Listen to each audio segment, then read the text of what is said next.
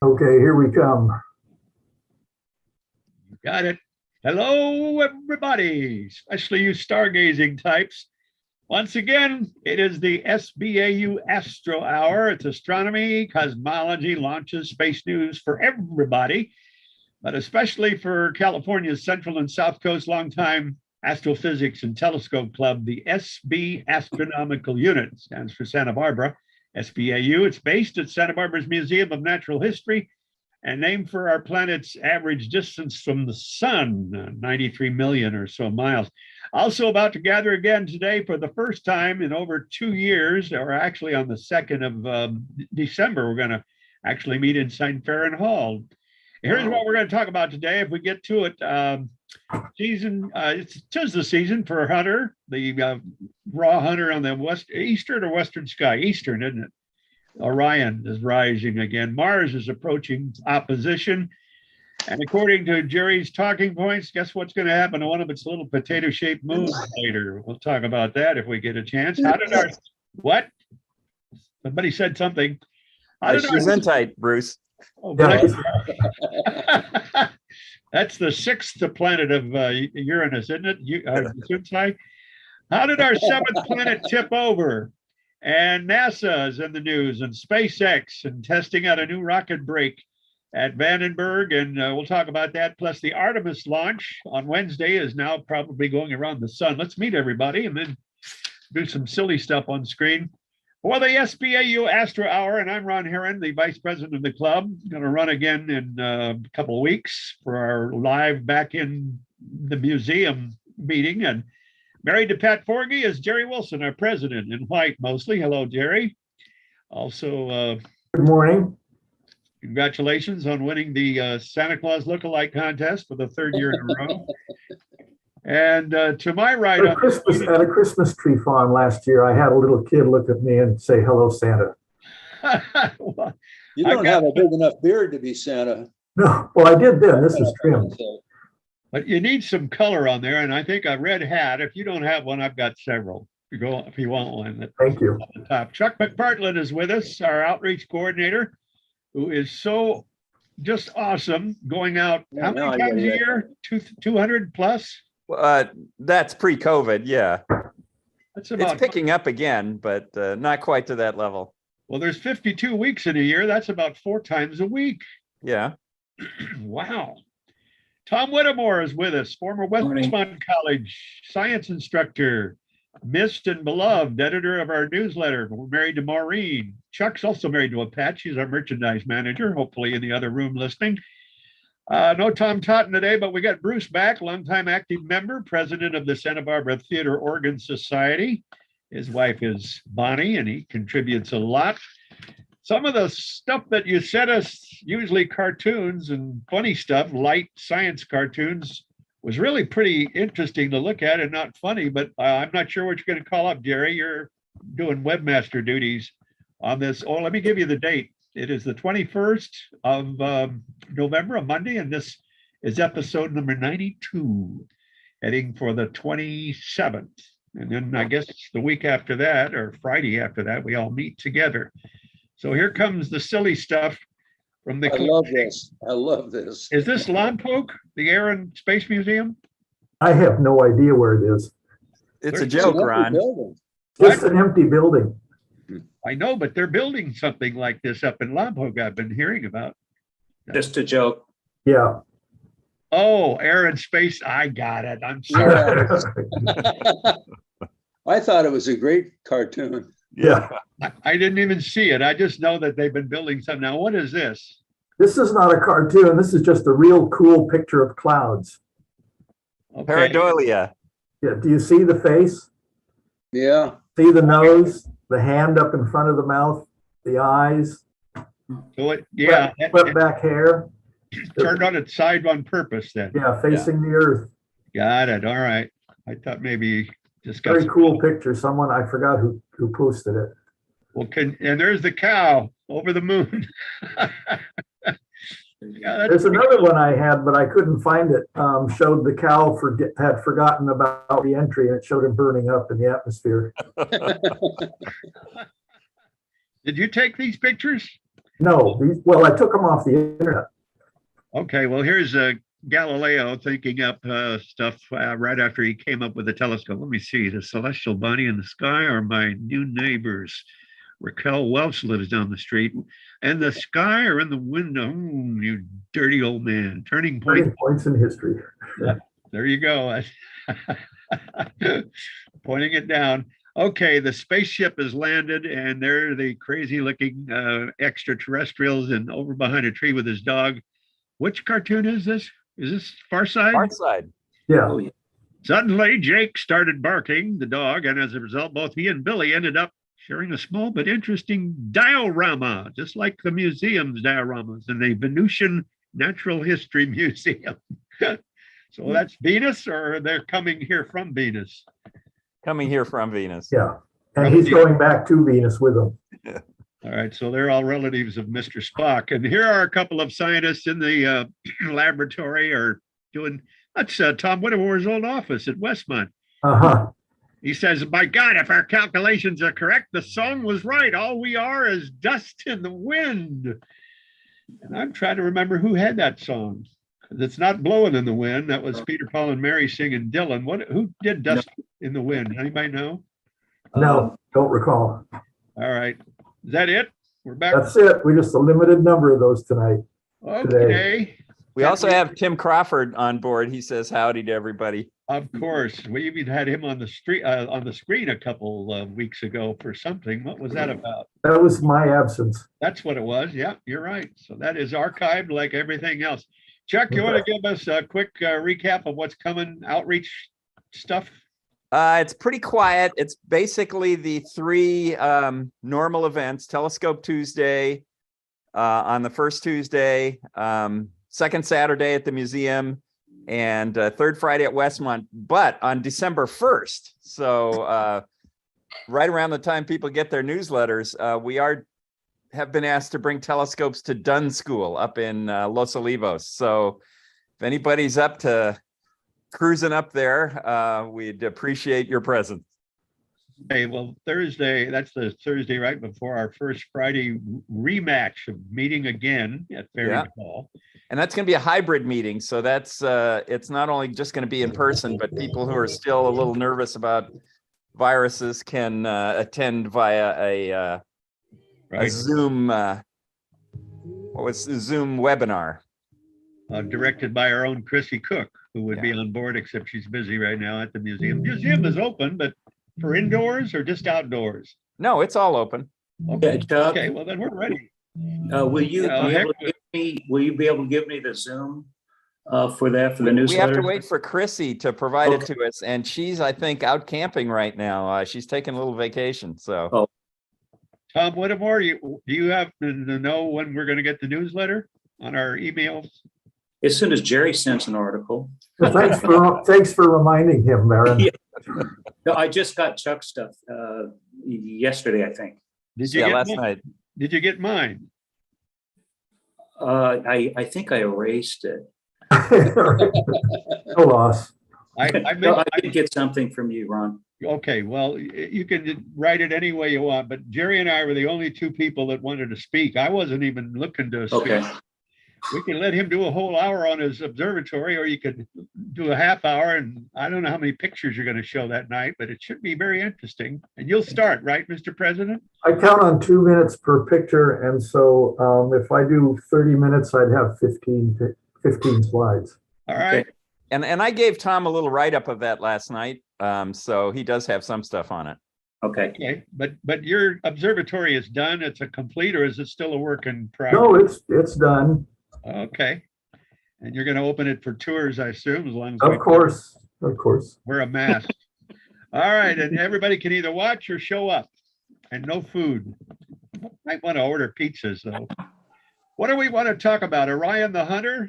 Before we get to the local, well, actually, the breaking news is Artemis. The launch finally went up after plugging all the holes and leaks in that hugest rocket of all, bigger than the Saturn, lifted off Wednesday from Cape Canaveral and is now about to go around the moon. Or do you have a timeline on that, gentlemen? I think it was cruising very close to the moon today. I don't know if it's inserted in orbit at the moon yet. They're going to go way past the moon, like 40,000 miles past the Yeah. moon. Okay, but now the capsule, is it called the Orion capsule? Yes. Okay, is it gonna be landing on the moon in the next? No, No, it's just going around and it's empty. There's no one in it. Well, I know that, but I'm talking about the future. There's 3 launches, right? Artemis 2 will take people, but they won't land, and Artemis 3 will land. But Yes. but not with this capsule. They'll have a separate lander. well, they will, just like Apollo did. Yeah. Remember, the whole Artemis program is not going to operate like the Apollo program did, where you leave Earth, you go to the moon, one shot out and one shot back. There's going to be a space station around the moon called Gateway. And people, the Artemis capsule will go to Gateway. And then at Gateway, there will be parked a SpaceX lunar lander. And that will go down to the surface of the moon, and then it will bring people back up to the Gateway.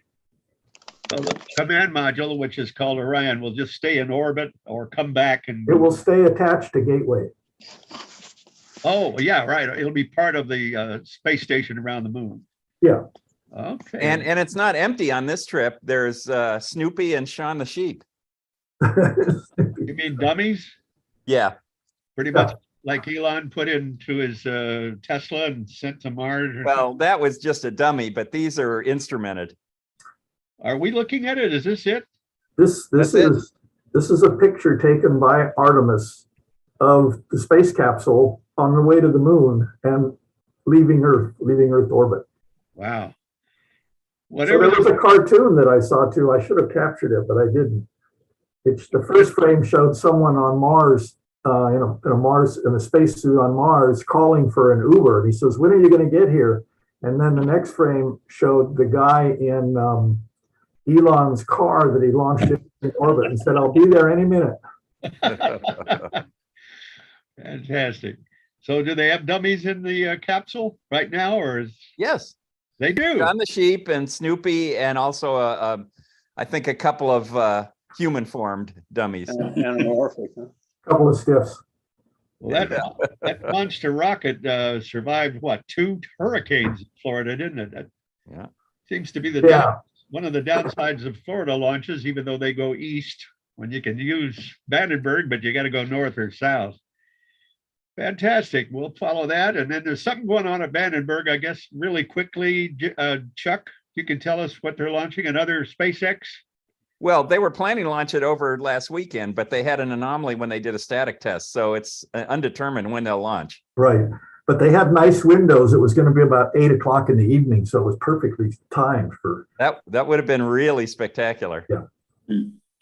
I wrote down 119. I'm not sure if that was PM or that was probably in the local news. GMT. All right. What are you guys taking your incredible instruments out to watch at night, assuming we get a good sky? Orion, the Winter Hunter, can we go there and look up in which sky is it? The fall and winter? Eastern, East, the Hunter's Bowl. east. Yeah, the belt comes up Depends. right from the east point. Depends what time. At 3 o'clock this morning when I went to bed, it was overhead.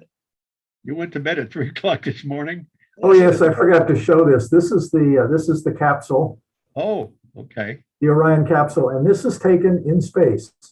They put cameras out that extended out on selfie sticks, take pictures of it, and do a complete examination of the capsule as it was in space. Yeah, I think they're on the end of the solar panels. Yeah, something like that. Yeah. And So- we're sending 4 guys, It's more than that. more than 4? Maybe, I don't know. I don't recall. Thought it was. It has seating for 5, I think. Oh, okay. And But, the business class is only 4 or 3 or something. there'll be a lady or 2 on board, Yep. and they don't get to touch down next time, but is the 3rd time a touchdown or just installing that space station? Do you Don't know. I I think don't know the the third mission schedule. is What? the third mission is planned to be at the South Pole with a landing. I don't think they'll have the gateway going quite yet. No. It's going to be a few years before they actually do the manned stuff. But if they have a lander, is it similar to the LEM? It would have to be, yes. When I see the lander, they haven't released a design to my knowledge of it, but the one they use is just like a starship for pictures. But Well, I don't know what it's going to look like. Yeah. I believe it was always underneath the capsule, which would be on the Yeah. top of the Apollo rocket. So there's probably what, an empty second stage or third stage Well, back? there's a service module that will have stuff like that Yeah. in it. Is it on? Now, to go down to the surface of the moon, you don't have to be streamlined. Yeah, it that's saves a right. lot of Yeah, weight. right. But to come back, you do, and to launch from Earth, you got to have the command module on the top of Yeah, to re-enter, you got to be streamlined. Apollo 13 was. Okay, you want to go to, Here we go. oops, there. Go wherever you want to go. Okay, this is the Orion coming up. Now this is from 2020. So the reference to Comet Atlas is at least 2 years out of date. So forget that. I just picked this picture because it's a cool picture of the Orion Nebula, and it's annotated. You can see the star names listed here. And then the Great Nebula in Orion, M42. And you can see this Barnard's Loop here. Mm-hmm. And then this large nebulosity up here. This down here around Alnitak is the Horsehead Nebula. Yeah, right there is the Horsehead. That's the belt. This is the belt. Mhm. And this is the sword. Ford. And Or then, for ruder cultures, it's another name. The Flame Nebula is also near Alnitak. Yes. That's the right one that's up here. and left. Yeah. Yeah. And then way Sometimes up called here, the Tank Tread Nebula. the what, this one? No, the one near Alnitak that's also called the Flame Nebula is Oh, also, yeah. also often called the Tank Track Nebula. Yeah. It looks like a tank tread has run over it. wait a And minute. this one, It's not a star, it's a nebula? Yeah, Yes. the pink stuff you're seeing there. yeah. This is the star, and this is the nebula right there. See the red stuff peeking out from behind? Okay. Take That's your- the fluorescing hydrogen. Yeah. You can see my cursor, right? Yep. Okay. Now this up here is the Rosette Nebula, which has the NGC star cloud in it, MGC 2244, I think it is, Mhm. or 2246, one of those two. And this is the Great Nebula in Orion. This one up here is the Running Man Nebula. And all of these names for nebulas that we've been using here are all just colloquialisms. That none of those are recognized in astronomy. Really? Well, What they're not part of the official scientific jargon. They're more Right. just Are they common names. Are they asterisms, or asterisms take more than one star, don't they? Just Yeah. smaller than constellations. The No, they could be constellation, large. this shape is an asterism. The belt is an asterism. Mhm. Okay. The Summer Triangle is an asterism, but it's multiple constellations. Yeah. So it's not necessarily smaller than a constellation. Right. It's just a Just more a catchy generic. pattern. Okay, but these stars being connected by the lines represent the hunter. That the hunter would superimpose over that. There's other books that have many more lines or less lines. Depends on the book. That's not official either. Just the boundary of the constellation is official. So I've got a brain tickler for Ron. Uh-oh. So those three stars in the belt basically rise over the east point, just roughly. They're almost on the celestial equator. Okay. Right? If that's the case, Ron, who will rise first, Bellatrix or Beetlejuice? Don't tell him, Chuck. Well, if this thing is upright that we're looking at, Beetlejuice, obviously. Nope, It No, doesn't. Bellatrix. 0 points. Bellatrix. Side? He climbs up over looking like he's on his side. That's right. Another like cool Lois- thing about the fact that that's near the celestial equator is that when we have the camera on the telescope at star parties and we're looking at the Orion Nebula, since that's near the projection of the Earth's equator in the sky, and we're Mhm. tracking the nebula, you see geosynchronous satellites pass through the field of That's view. pretty cool. Hey, Chuck, how did we do Friday night after all at Westmont? Friday night, I think we did an official count of 37. It was pretty quiet. It was really quiet. I was surprised, you know, How was the seeing? It was actually Wonderful. quite nice. really good. Yeah. Tom Totten must not have brought his cookies. So I asked Ken if I could put something up on the 8-inch, except, you know, despite Jupiter and Saturn. So we took a shot at 7789, which is really, really pretty. It's what's her name? Carolyn Herschel. Carolyn's Rose. Sometimes, yeah, Carolyn's Rose. Real pretty. Well, how does Westmont's telescope compare to the one in the Palmer at the museum?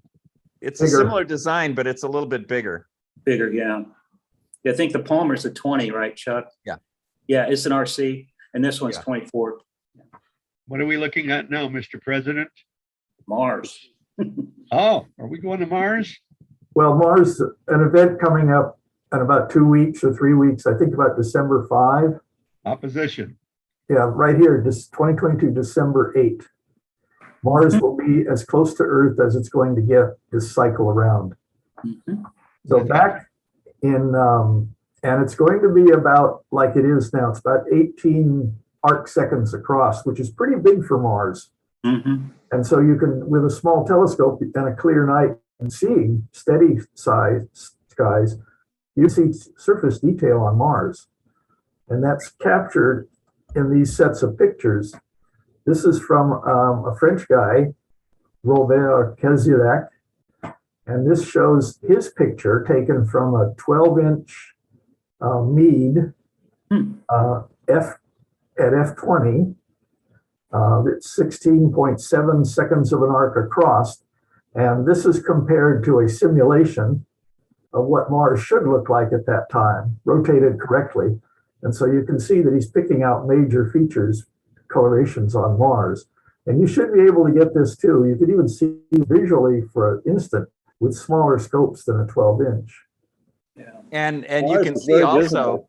how the surface features change as the dust storms move around and move the Yeah. sand, because Yeah, they were subtly different from the simulation.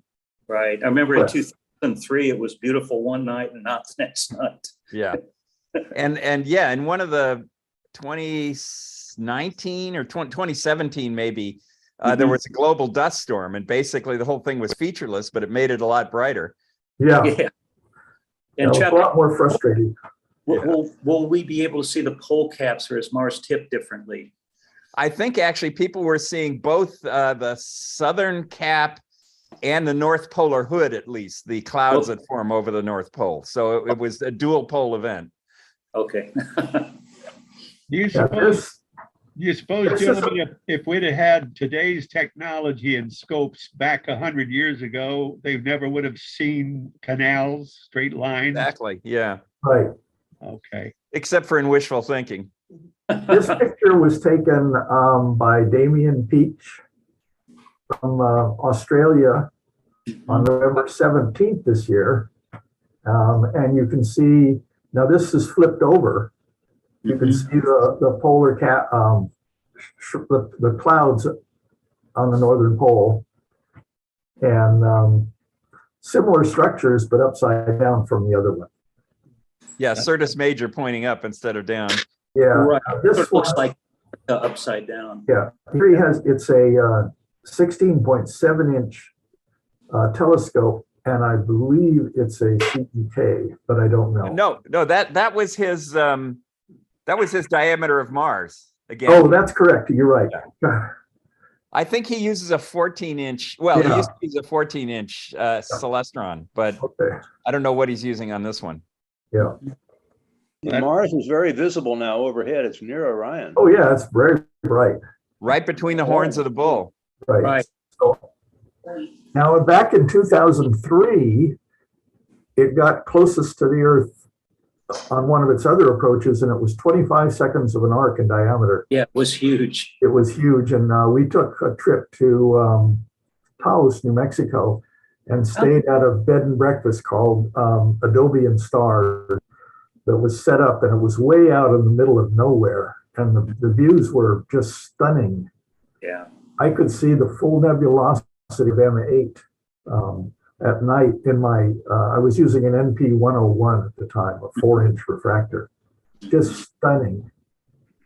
And Tim is pointing out in a text here that we're not getting those emails we used to get every year about Mars being the size of a full moon. Well, there's a lot of political activity, so the crazies are preoccupied. Yeah. And that back in 2003, when that close approach happened, Oh, yeah. was Tim's first outreach. And we set up over there at Elings Park, and we had thousands of people show up. Uh-huh. And afterwards, Tim, was in shell shock, and he kind of said, "Are they all like this?" There's a picture floating around now. Someone took a picture. It's a composition video of the moon rising. And as the moon rises, it gets bigger and bigger and stuff, and it twists and turns. And people say, "Wow, I've never noticed that." Yeah. Well, anyway, so there's a new generation. So this shows the orbits of Mars and the Earth. You can see the Earth here and Mars there. And they're both slightly elliptical. Mars a little more than Earth. But at this point over here, they do come close together. Yeah. And this one is not at that point. This was the 2003, and also between, it's not going to do another one soon. That it's that close. The next one, 22, this is 25, it's going to be farther away. 27, and back to 2012. So equally spaced around here. We might get one in about 1, 2, 3, about 20 years, maybe in 47 or 50. So you'll have to mark your calendars. Yeah. How many of our years does Mars take to go around once? About 2. 2. So we're going twice as fast, and we're coming up on Mars and passing it, and that is opposition. That's right. A bigger orbit farther out has higher energy but lower speed. Right. And those irregular oval shape that we're looking at are not out of scale. That's pretty accurate. It looks that. Yeah. Wow. The diameter of the sun is out of scale. Yeah. Yeah, that's true. But our circle is a little bit more closer to reality than We're Mars. pretty much a circle. I forgot what our eccentricity is. It's only 1 or 2%. Yeah. About 2%. Venus has the most circle, and you can see dim representations of Mercury and Venus's orbit in there. Yeah, the word Mercury is in red and Venus is in light gray. But now out past Mars is the belt, the asteroids. Every one of those little rocks, and there's millions of them, they're just on their own little orbit, aren't they? The whole damn thing is one big wild traffic. Let's put it this way, everywhere that you are in the universe, especially between Mars and Jupiter, you feel a gravitational force that is the sum of all the gravitational forces of every body in the universe. But each term that's added together is over the inner square of the distance from you. So they're progressively very weak. But the nearest objects, the nearest few big objects, they give rise to the gravitational field that you feel. And it's never a complete constant. It's always slightly changing. But for that very reason, Mr. President, I've always wondered how we can see distant galaxies 13 billion miles away with Webb or any others. You'd think it'd be going through a minefield of gravity, the light waves, right? They're subject to gravity, right? It is. How do they ever reach us in a straight line? Most of it's weak. You don't see them travel in a straight line. What you see is it hits your eye, and you assume that it's a straight line to the point you see, but they don't. That's why gravitational lensing is so weird. Yeah. That's what Eddington did. Mhm. Now, there's a common misconception that is very, very prevalent among the public that have science as a hobby, and that is that in order to get weightless, you have to get out of a gravitational field, and so you have to be high enough up to get away from the Earth's gravitational field. There is no way to get out of the Earth's gravitational field anywhere in the universe. It just gets very weak as you get farther away. And I just read something about training astronauts by having them in the plane, the Vomit Comet.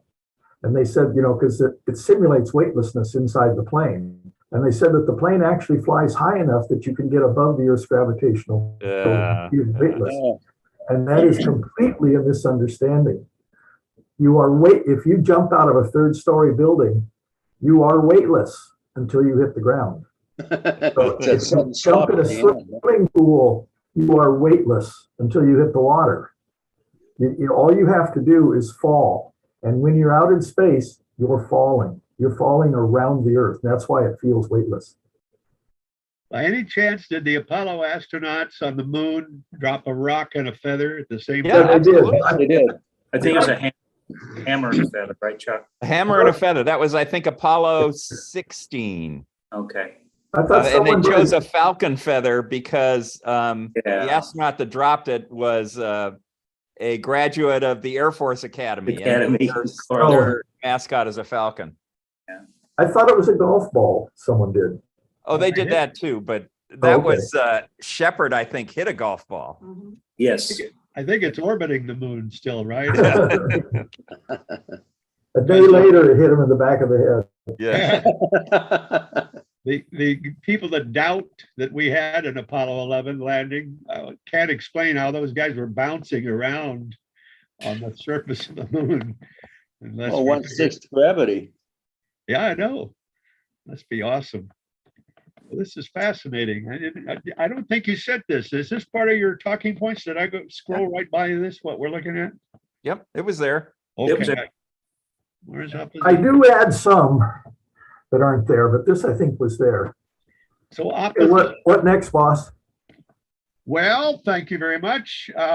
Is it possible that, since we're talking about Mars, talking about one of its dinky little potato-shaped moons and what's going to happen to it, so we can sort of keep things together? Yeah, find that. They have discovered, or I guess proposed, that Phobos, which is one of two little rocks, probably captured asteroids, is going to make a ring around Mars. Actually, Ron, nowadays, the best thinking is it's really tough to capture asteroids dynamically. So they think that this is debris from an impact on Mars that formed the Hellas Basin and splashed a bunch of debris up that coalesced to form Phobos and Deimos, the two moons. Well, what would have collided with Mars? A big asteroid, right? Yeah. And this is a piece of it that we're looking at as its moon? Or a piece of the debris, parts of Mars and parts of the impactor. They Deimos. coalesced. Yeah. Okay. How big is it? Would you have gravity if you stood on it?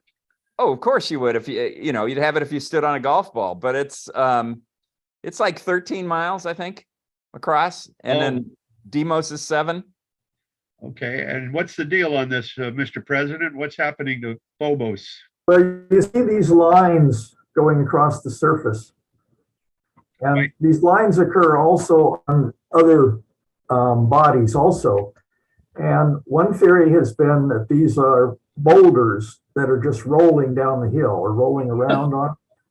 But this article has a hypothesis, it's not proven, that because they have simulated the internal composition of this moon, Phobos, and they believe that these are actually fractures in the subsurface of the moon. And this is dust that is gravitationally sinking down into those fractures. And the fractures are because the moon is getting closer and closer to Mars, which it is, and it's beginning to feel the tidal forces, that is the different magnetic or gravitational fields on different parts of the moon. What that means is that if you have two rocks, for example, each the size of a baseball, and they're orbiting Mars, they will not be in the same orbit. They're at different heights. They will be in different orbits. If you attach them with a string, eventually the string will go tight. And if the rocks are strong enough, the force is strong enough, it will break the string to keep them in those orbits. That's a tidal force, the difference in the force. If the two rocks represent different sides of the moon, then each side of the moon, each end of the moon is trying to be in a different orbit. But the strength of the material making up the moon is holding it together. But if their hypothesis is right, it's not holding it together very well. It's starting to crack up. And so what you're seeing is the initial stages of something starting to break up due to getting inside its Roche limit.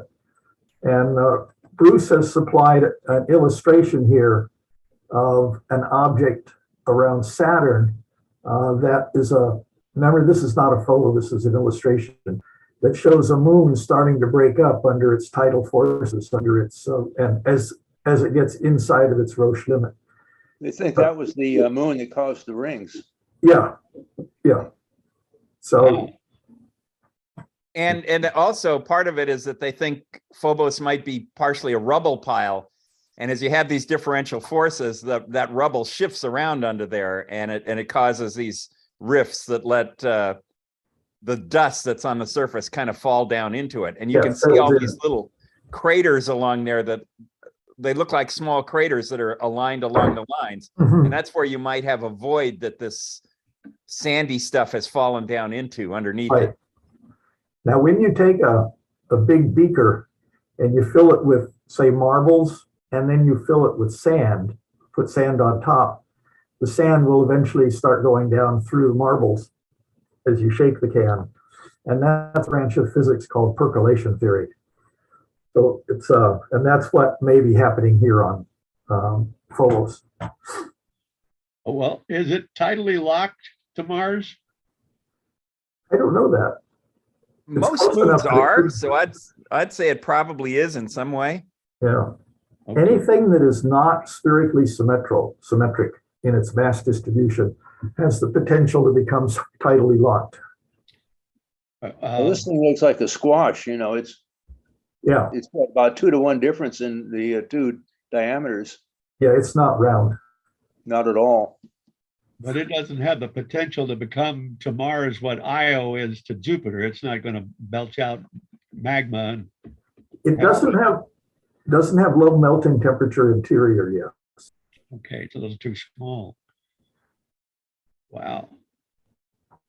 Well, Io is loaded with sulfur. There's Yeah, a lot of that's sulfur there, and that melts and becomes fluid pretty easily. So, Now, Mercury is tidally locked to the sun, is it right? It's 30 million miles away. Mhm. It's always facing the sun, and I even think Mercury.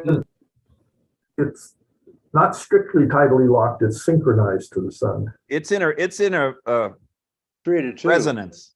Resonance, that's what I was looking for, yeah, thanks. gotta So study- Phobos may be in a resonance too, and not strictly, 2-to-1 or 1-to-1 tidally locked. But somehow this is going to fragment in what, 100 million years? And become just like Saturn's rings around Mars. Yeah, not quite as bright and pretty. Yeah, Well, apparently it happens on all the gas giants. I assume Yeah, that, well, they're big.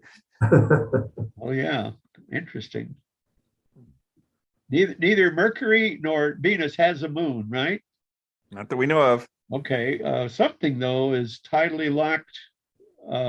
Our moon is tidally locked, isn't it? Now that I mention, Yeah. but it's going away slowly, like a couple Yeah. inches a year. Yeah, it loses energy to the earth, causing the tides. You suppose there's volcanism inside the moon? It's pretty much solid, isn't it? I think there was once. And they're talking That's about what maybe they- still a small molten core left.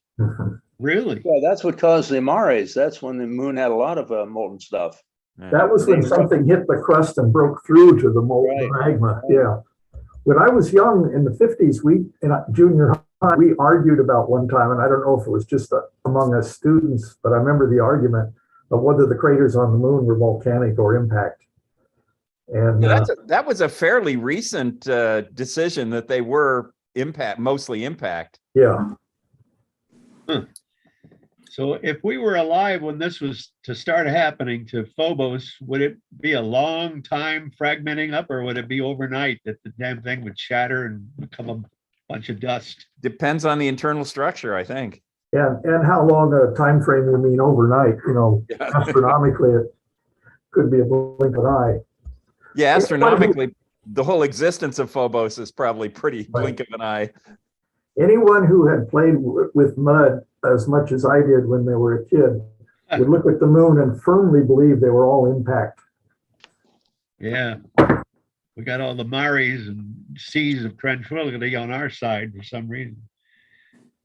Well, that's because there's mass concentrations under them. So they've been, that's a side that's tidally locked. well, those, okay, is that what it is? Those were lava at one time, weren't they? Yeah, they are lava. They're solid basaltic Basalt. lava, but parts of the impactors may have survived I got you. and be dense, you know, nickel. What happens when you hit one article I read said that when you get something big like this and it hits the moon, an asteroid hits the moon, both the impactor and a similar portion of the moon act as if they are liquids. Really? They partially mix, and then that's where the central peak comes from in a lot of these craters, is that's the liquid about to rebound up. Like if you drop a drop of milk into a plate of milk, there's a jump up of milk in the middle, and just as it starts to come up, that's when it freezes again. Oh, Transitions back to a solid. What next? well, we got a lot to talk about. You want to do the air brake or Griffith Park Observatory? Say that till next week. Or Uranus going over on its side. That's kind of tight. Oh no, there's the air brake. That's a brake that we're looking at. This is an illustration of the brake superimposed on an illustration of Earth. NASA's experimenting with different ways of aero braking. In Perseverance landing on Mars, they used aero brakes. And the aero braking on Mars is tough because the atmosphere is so thin. So they need special parachutes that can open at supersonic speeds on Mars, which is pretty wimpy anyway. But the slowing it down and then using rockets, what I'm looking for is a way to slow down much bigger and heavier craft on Mars and on Titan. And so they're experimenting with this type of an inflatable device, which was launched a few weeks ago on the same rocket from Vandenberg that took the VIIRS Polar Orbiter instrument up, launched it. And this was successfully deployed and re-entered and was collected again in the Pacific Ocean. So it's an ongoing technology demonstration. Okay, we're talking about a Frisbee or our version of a flying saucer. A very big Frisbee. Yeah. Okay. And the idea is if it's inflatable, you can make it weigh a lot less Yeah. and still cover a big area and get good aero braking. So that way you can put more instrumentation on your payload. So the part in the middle, that capsule, that's in the middle of that flower or whatever you want to call that. Bowl. Yes, that's the part that it deployed from. That's the part that's stowed in the second, third stage of the rocket. I see. They're going to launch some heavy stuff to Mars, landed on Mars. They're building several forms of nuclear reactors that will be fairly heavy. The shielding will be heavy. And they're going to put those on Mars in the near future. So they've got to learn how to land much bigger stuff. And they call this also the decelerator? Yeah. The decelerator or the aeroshell or the aero brake, I've seen all those used. Apparently, now Vandenberg is involved in this, our county, right? Yeah. Let me just read you gentlemen what it says in Jerry's talking notes. Vandenberg launched at 1:49 a.m. on November 10th, which was 11 days ago, the Aero Shield on 2 United Launch Alliance Atlas V rockets, or maybe No, A. it was a not single 2. rocket. Yeah, single rocket. I made my A look like a 2. Carrying the National Oceanic and Atmospheric Administration's Joint Polar Satellite System, plus NASA's low Earth orbit flight test of the inflatable decelerator from Space Launch Complex 3 up at BSF. Those are two different payloads that you mentioned. The Polar Orbiter is one thing, and that has the VIIRS instrument on it, which was developed by Santa Barbara Research Center and then put on by, I think it was Aerospace, into the rocket. So there's stages of integration you go up with these systems. And in addition to launching the Polar Orbiter, it launched this test platform of the decelerator. And it's the decelerator you're looking at here. Does it stay with the capsule all the way to the surface, or does it jettison some of it? This unit that you see here came all the way down to the surface of the Pacific. Oh, okay. Did they recover it? Yes. And so no more parachute. It's just that Well, we they need still more may use a safety. parachute Oh, afterwards. You know, they may jettison this and then have a parachute for the payload so that they don't have to deal with crawling out of this thing. well, what is the dark ring we're looking at made of? And what's that lit up red part around the inside? Well, that's where it's being heated, you know, so it's heated red hot. I'm not sure Oh. what materials they used. No, Probably not asbestos. But it doesn't unfold like a No. camera lens or we something. leave it It to does, the yes. interested student to look it up on the internet. Okay, fascinating. Unobtainium. Yeah. So it's going to be used here and out there. And is this Elon Musk No, it's SpaceX? going to be, the project is aimed at future aerobraking on Mars and Titan. Ah. We already know how to land things on Earth. Okay. And Elon is going to allow Mr. Trump to go on it anytime he wants. Yeah. What a wonderful guy. You go to, what is this? This is the Winchcombe meteorite. Oh, yeah, Winchcombe, Britain, somewhere in Wales. A family had a crashing meteor right there on their property, right? On their driveway. Yeah. A close encounter of the third kind. Yeah. So Chuck, did you hear about that meteor over Ontario this weekend? Yeah. Landing Oh, near yeah. Niagara Falls.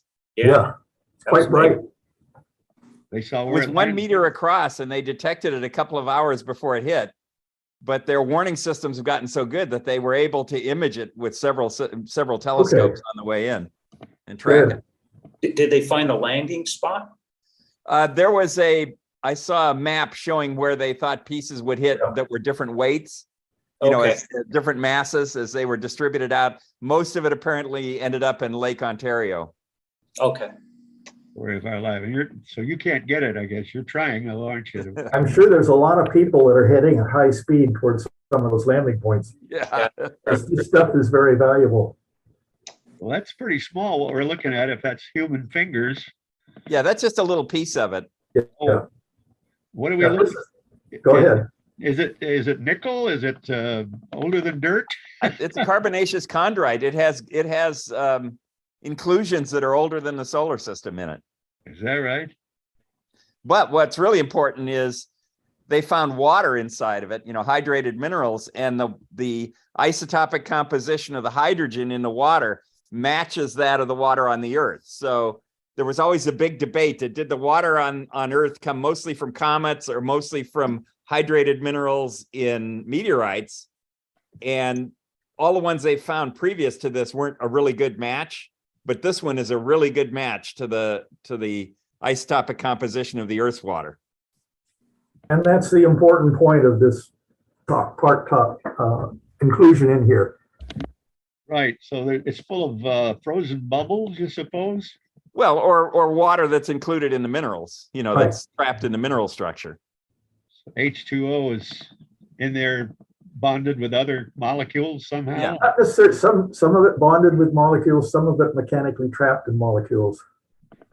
And so they don't think there was much water among all the dust that became the solar system.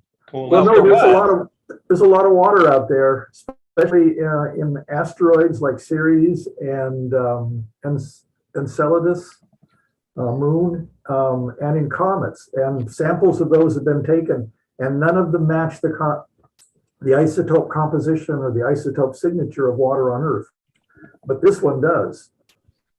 And there was a lot of water, Ron, but the sun was hot. So it drove volatiles away until you reached like the asteroid belt, the freeze line. For some reason, water seems to be the ultimate compound that puts out the hot stuff, like lava, or I'm not sure if it'll take on fission or fusion. I'm sure it gets vaporized, just like probably. Well, it has a high heat capacity. So yeah, that's the what kind it of is? stuff you want. Amazing. What do you suppose this little rock we're looking at is worth? Priceless, I would say. Yeah. Well, I wondered, you know, it landed on somebody's private property. And Yeah. I wonder if they just gave it away or did they sell it? Sure, yeah. No, they gave it to science. London's National History Museum and the University of Glasgow, Scotland, and studied this, I guess. Winchcombe. No, what is Winchcombe Winchcombe, and Gloucestershire. Gloucestershire. Oh, there we go. Now this is the added stuff. I believe we saw this. Somebody mounted this telescope back in the 30s on the roof of their old Ford, whatever. Well, It's you can actually see it. mounted It to the, extends to the through the front roof end. and down to the chassis of the car. You can see some of the pillar is inside there. Okay. Did he drive around with that sucker on his Yes, roof? he did. He was the Chuck McPartland of the 30s. He did a lot of public outreach with this scope. And I guess he got older or something, so he donated it to, or didn't donate it, he sold it to the Griffith Observatory. And because this telescope is a very high quality, made by Carl Zeiss in Jena, Germany, and it's the same manufacturer as the 12-inch telescope. This is a 9.5-inch telescope, F14. It's the same as the 12-inch telescope Griffith Observatory had. So they bought it and they mounted it on top of the 12-inch they have. So what you see today at the Griffith Observatory is the 12-inch telescope with this 9.5-inch sky scope mounted on top of it.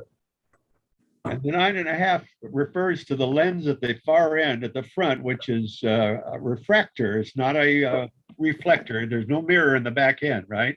Correct. Actually, see this offset little circular Right, thing down here? there is a mirror in the complex. Yeah, there's a pair of them. This is Or an prism. director system. It's a reckoning, yeah. Possibly. And he's prism. got that on his finder too. It's a correct view finder and a Oh, correct yeah. scope. So it is. Looks like it was once part of a binocular. Yeah. Yeah. He's looking at an angle like we do these days. No, he's looking straight through. The eyepiece is kind of pointing down at his belly button there. Well, is he looking or is he just No. Oh, checking it out? he's reading this, I forget what these are called. Planisphere or something. Yeah, planisphere. Okay. I think it's a horoscope, Jerry. Yeah. Giant kaleidoscope and you step right up and he probably drove around the country making a fortune. People went crazy. And That's- all that's the time, Chuck, I thought I was the only guy who used the planisphere. I use them all the time here. Oh, I use them too. Yeah, they're great. You lost. I just use, working, Sky Safari on the phone. The diagonal I have in my telescope, all of them, is a or a roof prism. So it doesn't flip the image right to left. And one of the comments that I get on when I've gone to star parties, although I haven't gone in a long while now, is your telescope's backwards. I said, no, it isn't. Mine is what you see in the night Backwards, sky. Yeah, the other ones are backwards. Are you saying that because the mirror that turns it 90 degrees into your eyepiece would throw it backwards would be a mirror image, right? If I have a diagonal on mine, it flips it left to right. Mhm. Just like looking into a mirror in your bathroom, that's left to right. Yeah. It's not top to bottom, remember? We talked about that. Astronomical telescopes, depending on how you have them configured, do a lot of weird things to I the. found the answer I wanted on. But It's-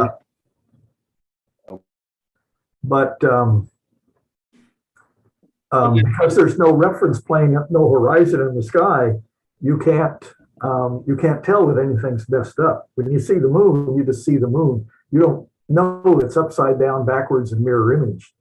But if you look through more to the telescope at a time, then you'll notice the difference between the two of them.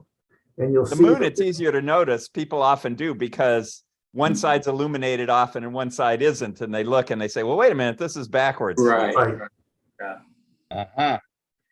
That little crank on that thing suggests that that's the mechanism he uses to lower and raise the main pipe, huh? Yes, yeah. It sort of looks like it. I thought it was the azimuth control. Could be that too. Could be anything. We're looking at a broad daylight picture. So what is he looking at? The sun? He's just posing. Oh, Yeah. It's a nighttime application most of the time for this gentleman. Shortly after this photo was taken, he was introduced to an asylum. Yeah. This car, I think this is a Model A. It looks It like is yeah, I built that model. it has a rumble seat back here. Mhm, mhm. When I was a toddler, we had that car And I was the only child. I stood up on the seat between my mom and my dad. Wow. No seat belt, no baby seat. Yeah. Right. So what looks like the trunk right behind that spare tire comes out and you Yeah. can sit in there. Yes. That's a seat. Oh, yeah. That's rumble seat. I'll be That there. restores his extra eyepieces. Yeah. Of course, you know that the Model A, as it came as a stock car, its top speed was 45 miles an hour.